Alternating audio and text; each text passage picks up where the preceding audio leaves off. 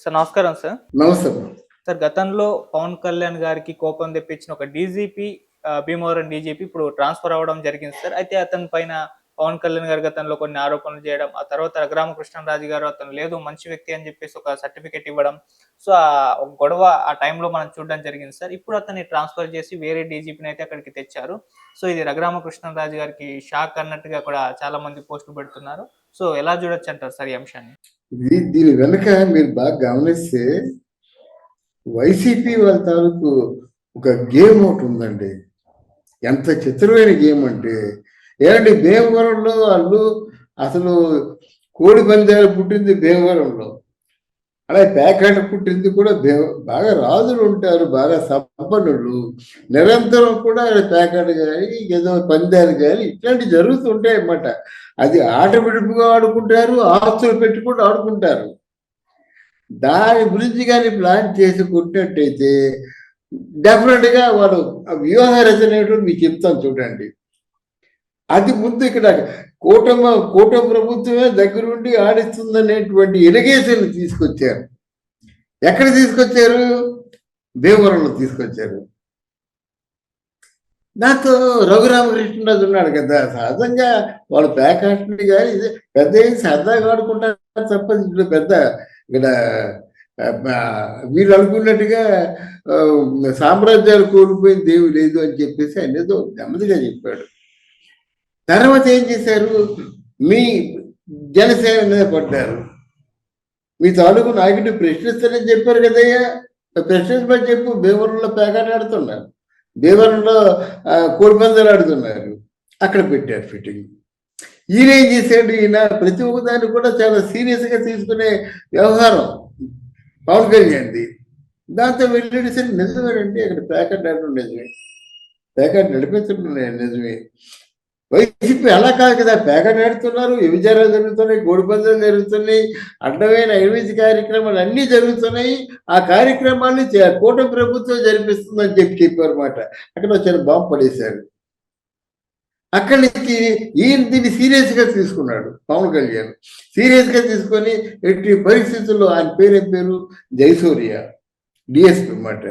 జయసూర్య తాలూకు ఆగడాలు ఎవరిని ఎంక్వైరీ చేసినా చెప్తారు కదా, చూసి చూడనట్టు ఊరుకుంటున్నారు అంటారు అనమాట.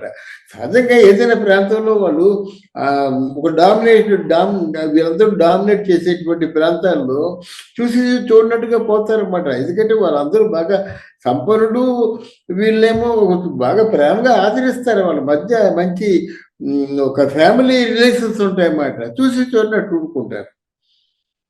ఆ డిఎస్పీ కూడా అలాగున్నాడు.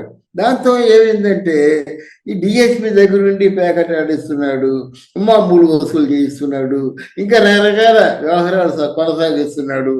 వీటన్నిటికీ కూడా డిఎస్పీకి ముడుపులు అందుతున్నాయని చెప్పేసి మళ్ళీ మొదలు పెట్టారు.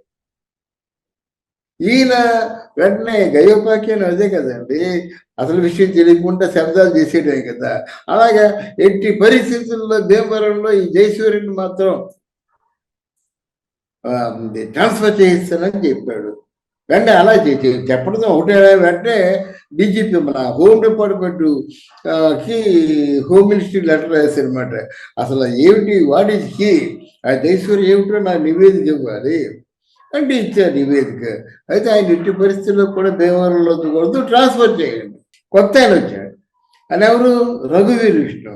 ఈయన వచ్చున్నాడు అనమాట. ఇక్కడ రఘురామకృష్ణరాజు గారు ఒక మాట అన్నాడనమాట, ఆయన సమర్థుడే, మంచోడే, ఆయన మీద అట్లాంటి అభియోగాలు ఏమి లేవు, ఆయన బాగానే చేస్తుందని చెప్పారు అనమాట. ఈయనేమి ట్రాన్స్ఫర్ చేయమని చెప్పాడు. వీరిద్దరికీ వ్యక్తిగతంగా జనసేన పార్టీ అధినాయకుడికి రఘురామకృష్ణరాజు గారికి ఇద్దరికి కూడా వ్యక్తిగతంగా మంచి ప్రేమాభిమానాలు ఉన్నాయి. ఇప్పుడు ఏమైంది ఇక్కడ, ఆ వైసీపీ వాళ్ళ తాలూకు పాతిక ఏమిటంటే వాళ్ళలో వారికి వైషమ్యాలు రావడం. ఇప్పుడు ఏమిటి, నేను సపోర్ట్ చేసినప్పుడు కూడా జయసూర్యనేమో ట్రాన్స్ఫర్ చేశారు అనేటువంటిది బయటికి అనకపోయినా మనసులో ఉంటుంది కదా. అలా ఇక్కడ ఏంటంటే ఇదేంటిది, ఒక లంచాలు తీసుకునే వాడికి ఇలాగా అసాంఘిక కార్యక్రమాలకి ప్రోత్సహిస్తున్న వాడిని రఘురామకృష్ణరాజు గారు వెనకేసుకొస్తారు అనేది ఉంటుంది కదా. That's what they want is own is that.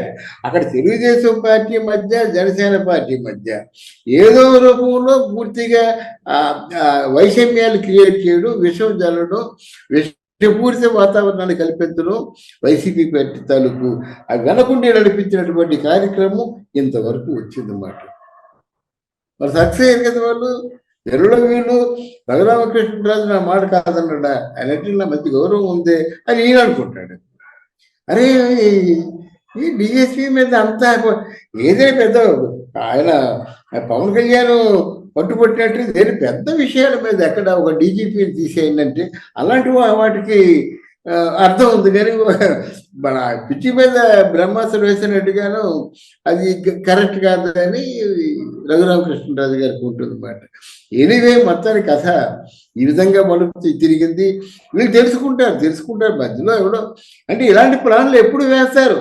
ఈ 3 సంవత్సరాల్లో కూడా తెలుగుదేశం జనసేన పార్టీ మధ్య తెలుగుదేశంలో బాగా స్పిరిట్ ఉన్న వాళ్ళు, జనసేనలో స్పిరిట్ ఉన్న వాళ్ళ మధ్య ఇటువంటి విషం చూపుతారు. విషపూరిత వాతావరణం ఉండడానికి వైసీపీ వాళ్ళు ప్రయత్నం చేస్తారు.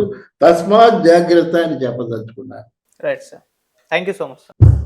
Thank you.